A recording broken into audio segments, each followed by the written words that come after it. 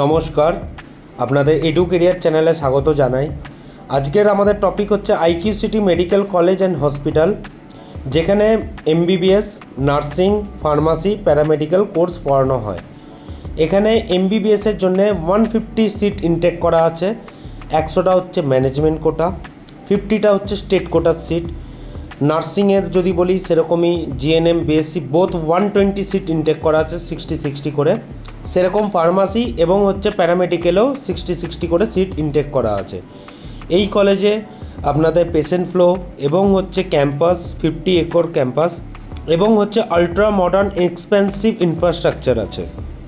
এই কলেজের পুরো আমরা ঘুরিয়ে দেখাচ্ছি ক্যাম্পাস এবং কত বড় আছে।